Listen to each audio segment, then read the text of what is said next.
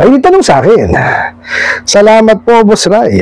Boss, may tanong lang po sana ako. Good player po ako kay Ola 1 at Ola 2. Ngayon po, nasira ako kay bugok na Ola 1 at bugok na Ola 2. Pag na-report po ba ako sa CIC at nasilip ni Ola 2 record ko, makakahiram pa kaya ako ulit sa kanila?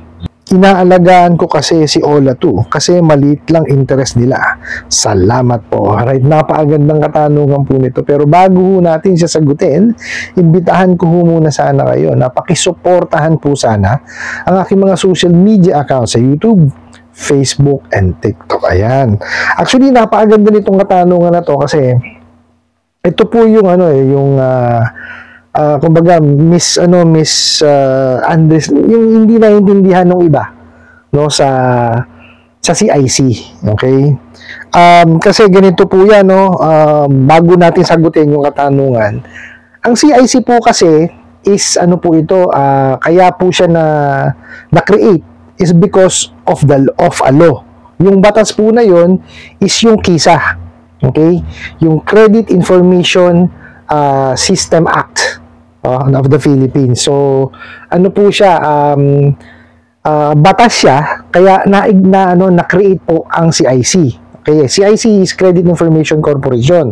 Ngayon po, supposed to be po, lahat po ng lending, financing, and banks ay nagsasubmit po ng basic information kay CIC. Regardless po yan kung nanghaharas yan, kung mataas ang interest niyan o what. Basta po yan nagpapautang at meron po siyang lisensya, dapat po yan is nagre-report ng basic information sa CIC. Okay, sana po maliwanag na po ito kasi sinisisi po nila si CIC. Kumbaga sila may mga comment ako nare-receive na bakit nasa CIC yan, nangaharas yan. Bakit nasa CIC, ang laki-laki ng interest niyan. Okay, hindi ho yun kasi ang trabaho ni CIC. Okay? Ang trabaho po ni CIC is mangalap po ng basic information ng kanilang ng mga kliyente ng mga lending, financing at bangko, okay po, para po may pagbasihan no lahat ng mga sasubmit ng basic information sa CIC. Yun po kasi yun. Okay? And isa pa rin po kasi na trabaho ni CIC is yung pong mga special accessing entity, no, ito po yung mga gumagawa ng credit score para makuha yung data doon at makagawa naman po sila ng score. Okay po, sana lang po maliwanag, no? Hindi ho kasi ni CIC o trabaho ni CIC na salain kung nagano yan, kung mataas ang interest niyan or kung yan ay nanghaharas. Okay, sana lang po maliwanag. Si CIC po, no, yan po ay lagakan ng basic information po natin.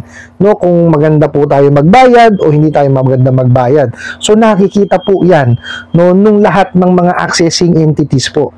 No, okay, so sasagutin po natin itong katanungan po ninyo. Okay? Sabi nyo nga po na good payer kayo dun sa dalawa ninyong Ola. Okay?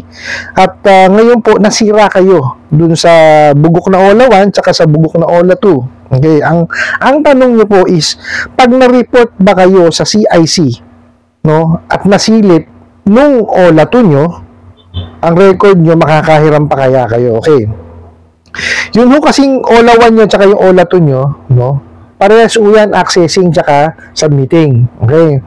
Chinek ko po, yung dalawang bugok na Ola nyo, submitting entity rin po. Okay, so ngayon kasi yan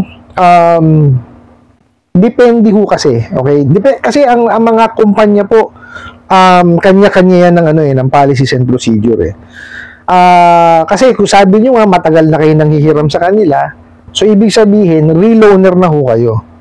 Okay, hindi kayo bago kasi kalimitan po, no, may mga napasukan kasi ako, no, dati na mga lending and financing na pagka po reloaner, hindi na chine-check. Okay, hindi na sila kumbaga tinitingnan pa dun sa CIC o kung sa NFIS o sa CMAC. Okay, pag reloaner po. Pagka yung bago, yan che-checkin. Now, dun po sa sa dalawang Ola ninyo na nahiraman o sa OLA 2 na tinatanong nyo kasi inalagaan nyo nga, depende ho yan sa proseso nila. Kasi po, kung ang proseso nila is kahit na reloaner ka, dadaan ka dun sa proseso na yun, baka humakita. Ngayon, syempre ho,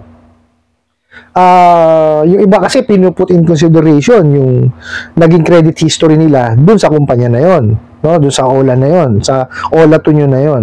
So titingnan, may possibility na titingnan nila o i-consider nila na magaling naman magbayad yan, ba't di natin pahiramin? Okay? Ngayon, yun nga sabi ko, kung kasama po sa proseso nila kahit reloaner kayo, no, na mag-check po dun sa baka ho masilip. No? So, baka mamaya magkabarga. Okay? Kaya nga ho, ako, nakita nyo, lagi ko pong sinasabi sa inyo na, regardless po yan, kahit na kahit na anong lending ba, yung OLA, lending financing bangko, kahit ano ho nahiraman ninyo. No? Pag-ipunan nyo siya at bayaran. Bakit? Kasi ho, ang mahirap po kasi, no, is, pag nasira po kayo, sa maliit na halaga, ano pa ho iisipin ng ibang mga lending financing at bangko? Kumbaga, kung yung OLA na yun is submitting entity, na-submit kayo, di ba? So, makikita ngayon yan ng ibang mga kumpanya na nagpapakutang. So, definitely yan, there's a possibility na hindi kayo mapahiram. Not unless mataas ang risk appetite nun. Okay? Ngayon ho kasi, kung meron kayong pangarap, no, sa future, for example po, nagbabala kayo magkaroon ng sarili nyong sasakyan or pinakamaganda, sariling bahay at lupa. Paano kayo ngayon makakahiram sa mga bangko, no, or financing, no, na magfi-finance po ng inyong bahay or ng inyong kotse? Kung sa maliit na halaga po, makikita nila na, bakit nagkaroon ng yan, hindi nakabayad. Di po ba? Yun ho kasi ang mahirap dun eh. Di po ba? Lagi nyo pong pakakatandaan na ito pong CIC is lagakan po yan, no, nung mga history po nung ating mga nahiraman. Okay? So, magbayad ka o hindi ka magbayad, nakalagay po doon. Yun ho ang doon, yun ho bitter truth. Okay? Kaya nga ho yan, kaya nga ho yan kinreate yan para sa ganung sa ganung purpose eh. Okay? Kaya po ako, nakikita nyo, lagi ko sinasabi sa inyo, bayaran nyo po siya. Pag-ipunan, tsaka nyo siya bayaran. Bakit po? Kasi ho, iba ho pag maganda ang inyong credit standing.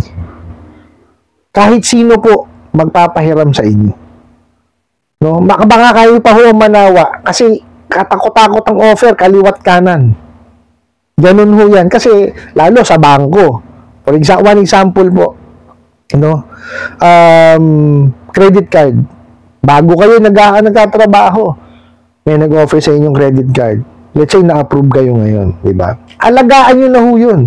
Huwag nyo na ho sisirain. Kasi pag nasira kayo sa credit card, hindi nyo nabayaran, there's a possibility po na mapunta kayo sa CIC, no? Mapunta yung basic information nyo. And sa NFIS. Ang NFIS ho mabigat. Yung Negative File Information System, no?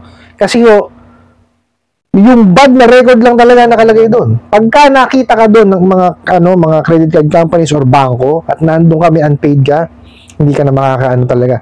Wala kang hindi ka makaka-receive ni offer man lang ng ng credit card. And ang masaklap doon, pagka yung magtatrabaho ka pa, no? Let's say sa bangko or sa company na nagche-check ng kasi may mga credit checking din yung ibang mga companies, makikita pa. So, hindi ka pa rin makakapagtrabaho ng maayos, di po ba? Paano kung ang alam mong trabaho is ayon lang dun sa pina-applyan mo na yun? Di po ba? Kasi ganun tayo, syempre, kagaya ko ho. Alin dyan ang trabaho papasukin ko is yung paniningil. Di po ba? So, ngayon, kung kayo ho, na linya po kayo sa hanap buhay na ginagamitan ng credit check, yun ho, mahirap. Di po ba? Kaya lagi nyo pong pangangalagaan ang inyong pangalan. Kasi ako, lagi ho yan ang sinasabi ng ng magulang ko na ang aalagaan mo pangalan mo. Kasi wala ka naman ibang magmamalaki kundi pangalan mo lang. Di po ba? Totoo naman ho yun eh. Kasi ang kayamanan, nawawala yan eh. Di po ba? Pero ang pangalan mo, iba. Kailangan, talaga, pangalagaan mo siya. Eh kasi pagka nanghiram kayo, di ba? Yun nga ho yung ginagawa nitong mga bubukot abusadong online lending apps na yan, di ba? Sinisira ang pangalan ninyo. Yan ho ang kanilang panakot sa inyo. Kaya nga ho, di ba, nai-stress tayo at na, nagkakaroon tayo ng anxiety kasi pangalan na natin ang nakasalalay. Di ba? Hindi naman tayo actually sinisigil ng mga bugok na yan eh. Pinapahiya. Di ba? Pinapahiya tayo ng mga bugok na yan. Diba? Yun yung inaasinta nila, yung pangalan natin. Kasi, pag ang pangalan na dungisan, medyo mahirap linisin eh. Same thing sa credit. Diba? Yun kasi nangyayari kasi ang nakatali kasi, no? Ang nakatali sa paano natin, sa panghiram natin, pangalan natin. Kaya nga ako laging sasabihin sa inyo ito ha, ang number 1 po na chinecheck dyan is character. Hindi yung capacity nyo. Sa 5 C's of credit po kasi doon nagbabase yan eh. Ang character ho lagi ang chinecheck, hindi ho yung capacity. Kahit wala ka pang kapasidad masyado. Let's say na kaya mo pa lang yung sahod mo, sapat doon sa pangangailangan mo, may sumusobrang konti.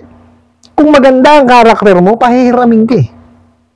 Totoo po yan. Kagaya ng example ko kanina, nagsisimula ka pala maghanap buhay, di ba? Sumugal yung credit card company sa'yo kasi yung character mo tinignan dun, hindi yung capacity mo.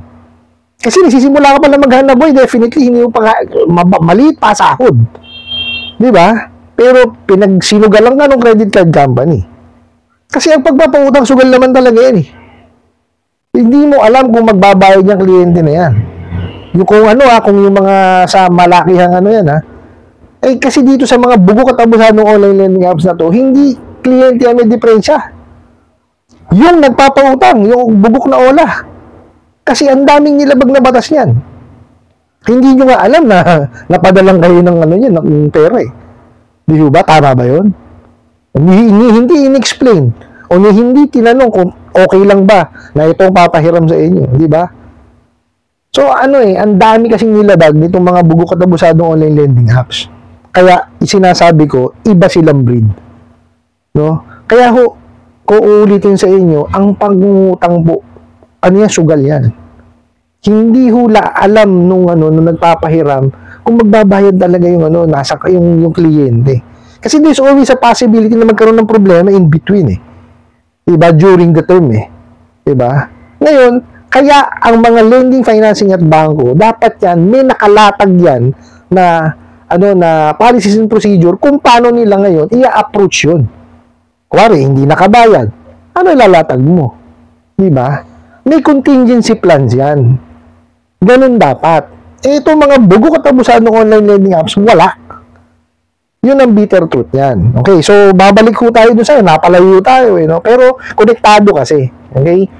Ang ibig ko lang sabihin, linisin nyo po yung inyong pangalan. Okay? Pag-ipunan nyo, tsaka nyo siya bayaran. And sabihin nyo sa kanila, make sure na malilinis yung pangalan ko dun sa CIC. Hihingan nyo sila ng certificate of full payment. Okay? Tapos, hingin nyo yung nila kung how many days nilang po pwede. Kasi kalimitan yan, 30 days or 30 to 60 days bago malinis ulit. Kasi, every cycle dapat nagsasubmit yan Kung gano'n ang ginagawa ng mga bugok na abusadong online lending apps na yan. Pero kasi kami nga, every cycle po yan, nagpapadala kami. So, pag may nagbayad, definitely yun. Every 30 days or 45 days, pinakamatagal na 60 days, malinis na yan. So, make sure po na gano'n ang gagawin sa inyo. Okay? Pagka nagbayad kayo sa kanila, hingin kayo ng certificate of full payment. And then, sabihin nyo sa kanila na tanggalin nyo o linisin nyo yung pangalan ko doon. I-update nyo. Hindi naman pala alisin, i-update nila para makita na bayad na siya. Okay, so pagka nakita ngayon yan ng mga ibang lending, financing, or banks, bayad kayo. So wala kayong yung mancha. Hindi kayo, wala kayong hindi nabayaran. Malinis kayo. So, ano man ang mangyari sa future, gusto nyo kumuha ng sarili nyong bayad lupa, makakahiram kayo. Kasi wala kayong mancha. I hope nasagot ko po itong katanungan na to at sana po yung makatulong. Maraming salamat po sa inyong walang sawang pagsuporta at panonood sa aking mga videos. Maraming salamat po sa inyong pag-like, pag-share, pag-comment at pagtatanong. At kunin ko na rin po itong opportunity na to na imbitahan po sana kayo na pakisuportahan po sana ang aking mga social media accounts sa YouTube, Facebook, and TikTok. Hanggang sa muli po, yun lang.